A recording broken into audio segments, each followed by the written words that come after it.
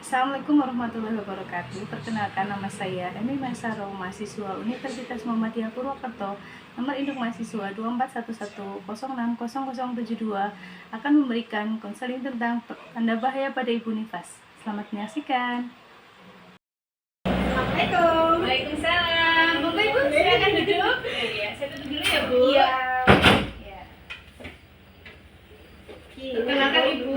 Iya, saya nama Emi Masaro. Iya, dan saya bantu Ibu. Nama saya Ibu Fitria. Oh iya Ibu, gimana Ibu? Ini mau kontrol habis layanan 3 hari sama mau kontrol implan. Oh, kemarin layanan di mana ya Ibu Di ya? puskesmas. Oh, di puskesmas ya. Anaknya sehat Ibu sekarang? Alhamdulillah. Alhamdulillah sehat. Iya Ibu. Kemarin dipasang implan ya? Iya. Iya, biasanya langsung ya Bu ya. Iya. Oh iya Ibu.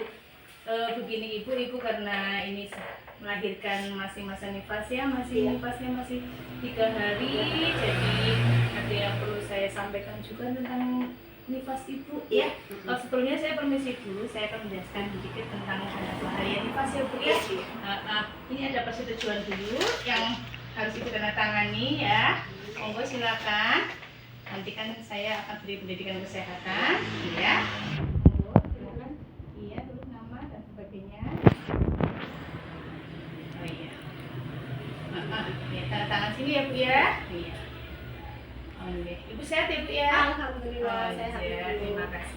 Iya, Ibu, begini, Ibu tentang tanda bahaya nifas, mungkin kemarin dari puskesmas, dari pihak teman kami yang memberikan pertolongan ke Ibu ya, sudah dikasih informasi bahwa meskipun Ibu sudah melahirkan, dadanya sudah lahir, tapi tetap ada biasanya tanda bahaya ibu nifas ya, yang bisa terjadi pada Ibu ya. Misalkan ada bahaya nifas merupakan persalinan ya, di mana organ reproduksi akan kembali seperti semula. Tadinya yang jadinya gemuk, rahimnya besar, sekarang ini jadi mengecil seperti ovulasi itu ya. Jadi akhirnya mengecil, jadi akhirnya kembali seperti sebelum hamil ya. Jadi itu ada masa-masanya ya. Jadi akan diperhatikan sama Ibu ya. Ini ya ada tanda bahaya nifas yaitu tanda abnormal yang nggak normal yang bisa terjadi adanya komplikasi atau bahaya selama nifas. Misalkan ya Bu ya, tanda bahaya nifas yang perlu diwaspadai yaitu satu pendarahan berlebihan. Ibu permisi, darahnya normal keluarnya? Alhamdulillah normal. Normal, nggak ada yang berlebihan gitu, sosok kayak gitu nggak ada. Nggak ada ya. Terus ganti balut biasanya sehari berapa kali Ibu? 4 kali 3 kali lah. 3 kali, tapi nggak yang penuh banget ya, Iya, masih normal ya. Makan.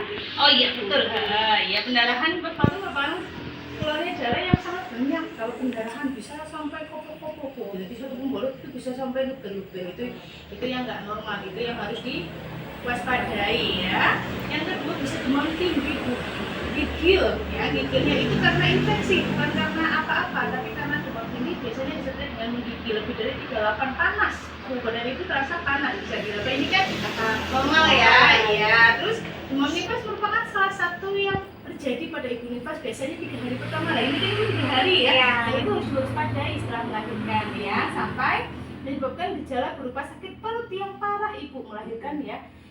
Demam, terus juga lemah Bu, karena merasa gigil otomatis badan terasa lemah ya, nafsu makan juga berkurang ya.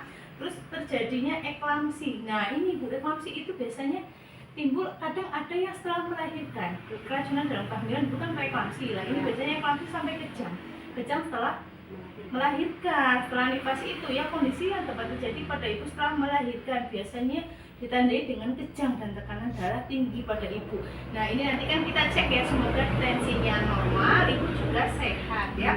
Eklamsi juga merupakan komplikasi dari preeklamsi yang tidak diobati dengan tepat. Misalkan kemarin pas lagi hamil itu terjadi preeklamsi, keracunan kehamilan itu tidak diobati karena ibu merasa fan-fan aja ya, jadi nggak ada masalah. Ternyata ibu berlanjut sampai setelah melahirkan ya. Terus ya eklamsi ya. Setelah itu ada tromboflebitis ibu, peradangan pada pembukaan darah. Nah itu biasanya menyumbat pembuluh darah ya Bu ya, biasanya tangan, kaki itu bengkak. Iya, itu kadang ada yang terjadi seperti itu. Terus pembengkakan bisa menyebabkan di area peradangan, pembuluh darah terlihat pada pembengkakan serta kulit yang sangat hangat saat disentuh ya.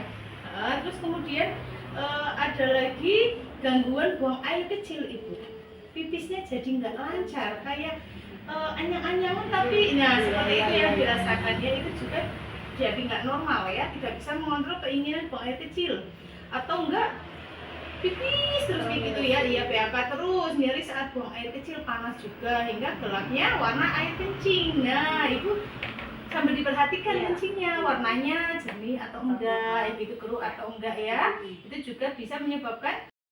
Tadi dilanjutkan ya ibu ya, tadi kan sudah, terus ada namanya depresi pasca melahirkan. Depresi itu biasanya karena kondisi mental yang serius, apa-apa dipikir ya.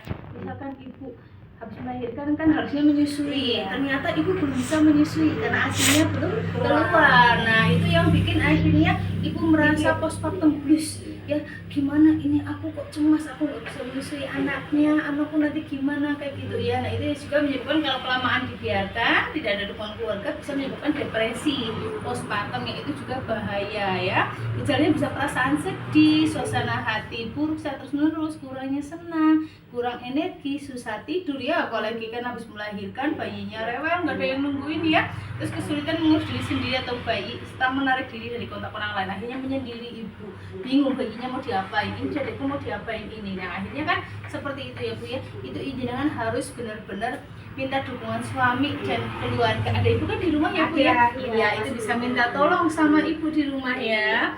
Terus yang ketujuh ada sembelit, buang air besarnya itu susah. Nah itu wajar ya bu ya, karena tapi kalau sampai 3 hari nggak BAB, nah itu berarti ada tanda bahaya, berarti ada gangguan pencernaan karena penurunan kerja usus ya, karena kemarin habis ngejennya tidak terkontrol, otomatis kan organ-organ di dalam rongga pangkul jadi terganggu. Nah itu bisa menyebabkan sembelit ya, karena satu juga bisa karena kurang minum air ya, kedua kurang makan berserat ya bu ya, biasanya kan males makan kalau habis melahirkan ya bu ya. Terus konsumsi obat-obatan biasanya karena pengaruh operasi sesar, biasanya itu juga ada obat yang mempengaruhi untuk konstipasi. Terus perubahan hormon, juga nyeri perineum, nyeri perut ya bu ya, nyeri bagian bawah juga. Terus ada pantangan makanan, biasanya kadang-kadang orang tua ya bu ya nggak boleh iya, jadi akhirnya kan seratnya berkurang ya bu ya. Terus sudah ya bu ya, terinfeksi sudah. Ibu bagaimana yang tadi yang sudah saya jelaskan,